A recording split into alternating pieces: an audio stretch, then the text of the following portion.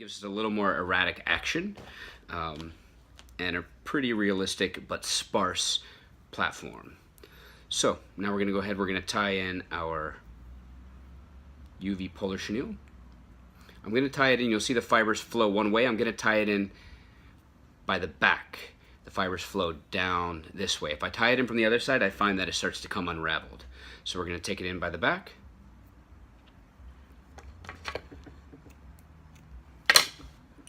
And I'm just going to tie it in 1, 2, 3, and 4.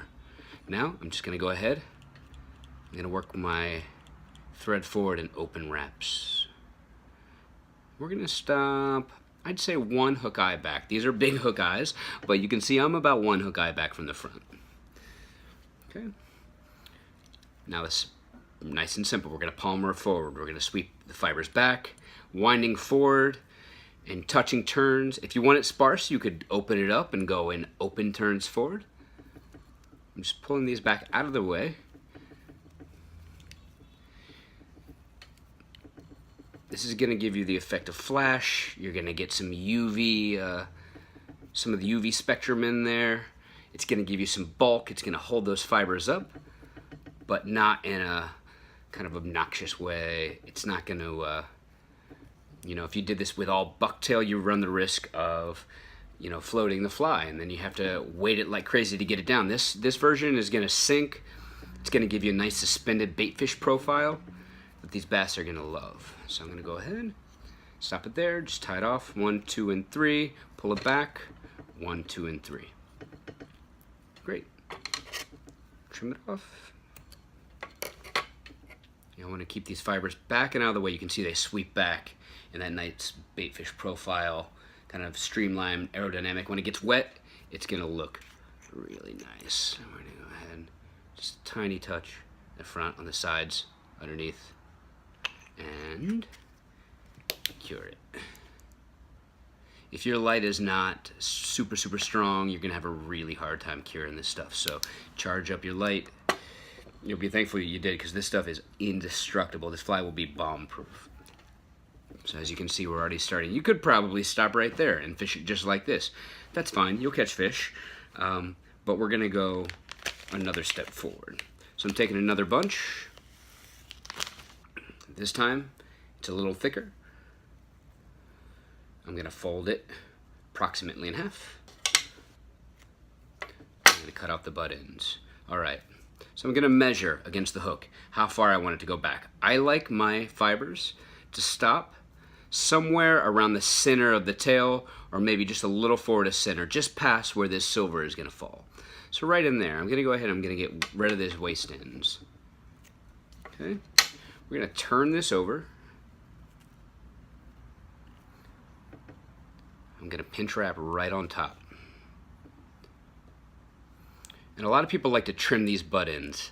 Because I'm going to go after some toothy critters, I don't want those teeth to cut any thread or any material. I'm actually going to leave it in like I would on a Buford to protect some of these fibers. So we're going to go ahead. I've done 3 wraps, and I'm going to spin this around the hook. Now this is much easier with bucktail. These fibers compress a lot more than a hollow bucktail fiber does, but I'm going to do my best to get it all the way around the hook. As you can see, I've got pretty good coverage. Not too bad. I'll take it. We're going to wrap forward right to behind the eye. That will secure these down. Now this is my favorite part. We're going to fluff these out, down to the sides, up top. You could use a pin cap for this, but it's not necessary. Just gonna hold these back. You can get your fingers wet to help with this process, if you like. And now if I did this with a lot of material, it would be really bulky in the front. I'm not going too crazy with it. The eyes are gonna take care of some of that for us. So we'll go ahead, a few wraps in front of it. Now that's a nice silhouette, but I'm gonna go one more step forward. Just a tiny bit more. Because I want this fly to be a little thicker on the top than it is on the bottom. It's gonna help it ride straight up and down rather than flipping over, riding sideways. It's not necessarily a bad thing, but I'm just gonna tie in another clump about the same. And I'm going to leave these butt ends. Again, it'll protect the thread. It'll also help flare out a little bit and build some bulk right behind the head. So this time I'm just going to force these fibers around the top half of the hook. Okay, that's about right. You can help it around if you want. We'll pull these over. Nice. A lot of these fish, they're more translucent on the bottom and less so on the top, and so you kind of get that profile, that effect right here. As you can see, as you start to wet your fingers and sweep it back, it really does hold the baitfish profile really well, really sparse, almost like skeletal, and that's what you want. This fly is less likely to float. It's a little more realistic. All right. So now you can go ahead, you can do a 3 or 4 turn whip finish and cut your thread. We're just gonna go ahead, get a nice little dab of UV cement all the way around. Beautiful. Cure that bad boy. This is almost like a nuclear minnow. It's crazy. All right, beer break. So once you're happy with the profile, you can make yours thicker and fuller, something like this. You can go really sparse. You can go more of a kind of a cone-shaped profile. Build it however you want, according to the baitfish that you want to emulate. Totally fine. There's no hard, fast rules here.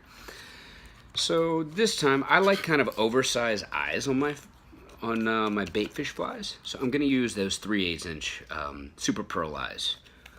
So we'll go ahead, we'll take one off. And they're sticky. They're adhesive on the bottom, but that's just not going to cut it. So these things are going to get beaten up pretty hardcore. So we're going to put a dab of UV on the bottom side. A lot of people use gel Loctite. That's fine too. I just don't have any on me. So I'm going to place it right on the top so that it just touches the top of the thread here. The eye line's right up behind the eye of the actual hook. It's going to create kind of an angle, and when I cure it, it's going to form a nice, hard, kind of bulky head without the weight, without the material. It's pretty nice. All right. So another eyeball here.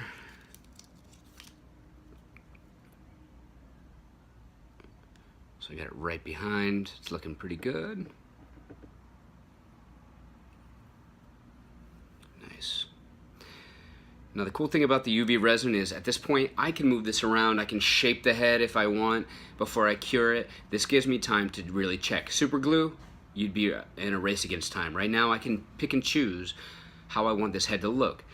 I'm kind of in the mood to have it a thinner profile, smaller head. That's how I feel right now, so we're gonna keep it like that. And since there's a little UV on the underside of the eyes, I can go ahead and run the light through this and it will cure to the outside of the hair. Now that's not enough, but it's good to hold it in place for the next step. So you'll see I've got a nice space in between the two eyes, kind of a wide profile on the top of the head, looking from above. I'm gonna go ahead and I'm gonna take this UV resin. If you had Loon Flow, that would probably be awesome here too. And I'm just gonna go ahead and I'm gonna place a few droplets down in here. I'm gonna run it around the outside of each eye. I wanna really protect these eyes. They're gonna be kind of your trigger point. Yeah. You know, and it's kind of creating a fish mask, if you've seen those. This is kind of a UV fish mask. I'm not going crazy with it, but I want to get it down in there. I want to protect it. It's going to give it a little weight, maybe help balance the hook a little more. So that's soaked in. Really nice. And I will shut up and cure.